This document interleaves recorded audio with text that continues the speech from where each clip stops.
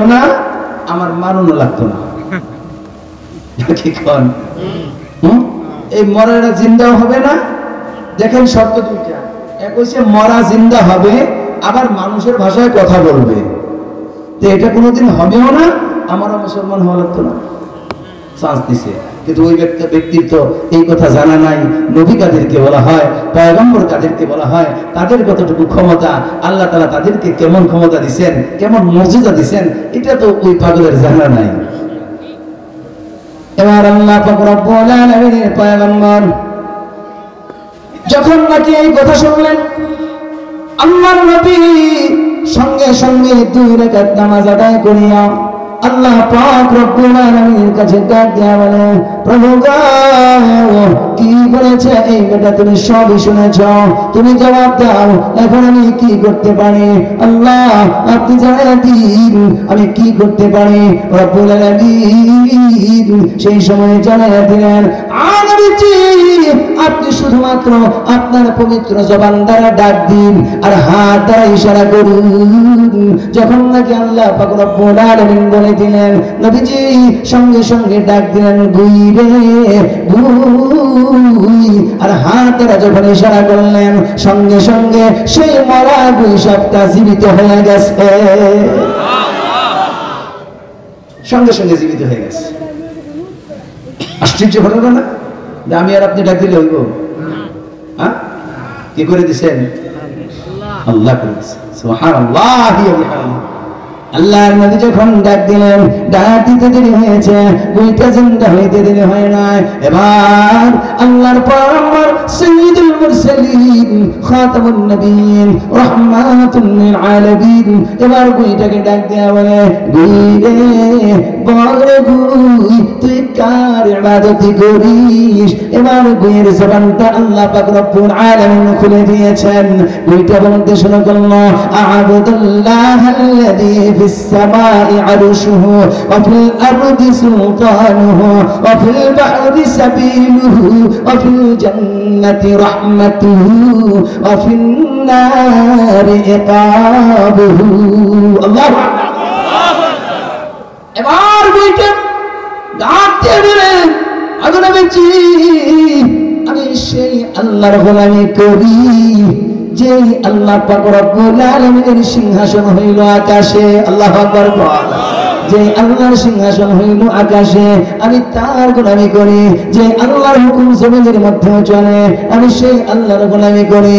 আমি তো সেই আল্লাহর গোলামি করি যে আল্লাহ পাক রব্বুল আলামিন সাগর মহাসাগরের উপরে রাস্তা বানাইতে পারে। আমি তো সেই আল্লাহর গোলামি করি যে আল্লাহ পাক রব্বুল আলামিন মানুষকে শাস্তি দেওয়ার জন্য জাহান্নাম তৈরি করলেন। নবীজি আমি তো সেই নবীর গোলামি করি যে রব মানুষকে শান্তির জায়গা হিসেবে জান্নাত তৈরি করেছে। সুবহানাল্লাহ। একটু জোরে কর।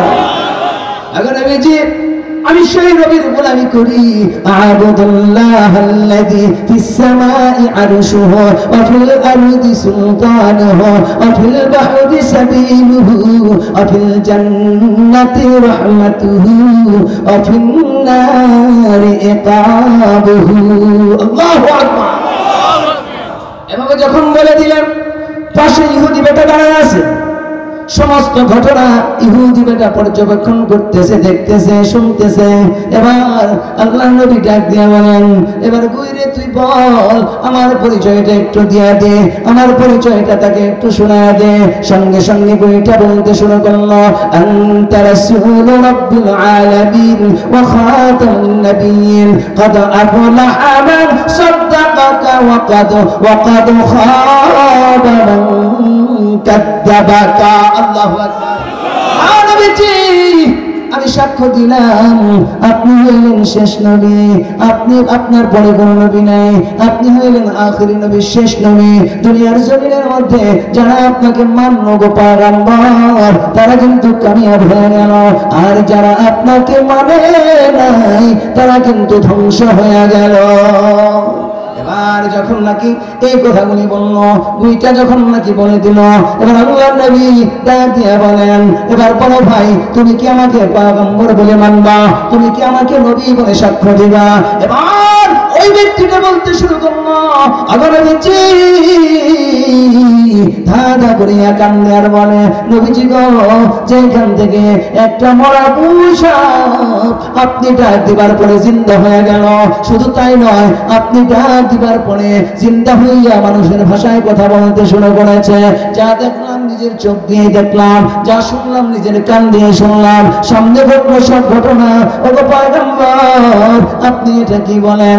যেখানে বনের একটা পশু, মরা পশু, সেখানে প্রাণীটা জিন্দা হইয়া আপনাকে আল্লাহর নবী বলে সাক্ষ্য দেয়, সেখানে আমি মানুষ হইয়া কেমনে আপনাকে নবী বলি না? আর একটু জোরে বলেন সুবহানাল্লাহ, আর একটু জোরে বলেন সুবহানাল্লাহ। ও দুনিয়ার মানুষ শুনুন, নবীজিকে বনের পশু চিনল, গাছেও চিনল, মাছেও চিনল, চাঁদেও চিনল, সূর্যও চিনল, কিন্তু মানুষ হইয়া আজ পর্যন্ত পয়গম্বরকে চিনতে পারি নাই। শুধু মুসলমান দাবি করে। মুসলমান কেমনি তুমি হইবা?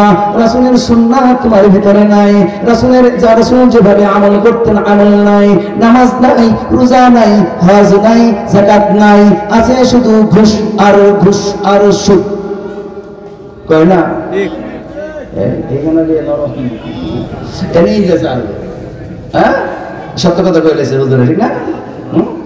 সুদের বাজার গরম, সুদের বাজার গরম, ঘুষের বাজার গরম, তাইলে কেমনে হইব দিল নরম?